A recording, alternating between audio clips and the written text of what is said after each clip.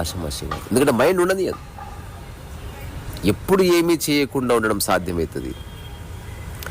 నీ మనసు పూర్తిగా అణిగినప్పుడు, వేరే వాటి నుంచి నీ దృష్టి పక్కకు జరిగినప్పుడు. అక్కడికి గద రావాల్సింది.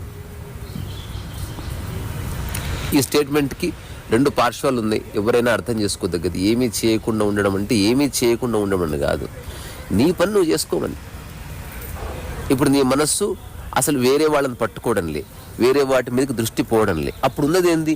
నీ మీదకి దృష్టి రావాలి. నీకు ఏ పని ఉందో నీ శరీరంతో నీ మనస్సుతో ఏం చేస్తావు అది చేయాలి.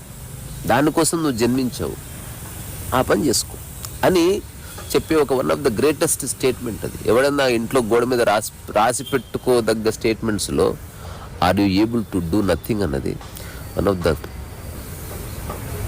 అట్మోస్ట్ ప్రొఫౌండిటీ ఉన్న స్టేట్మెంట్ అది.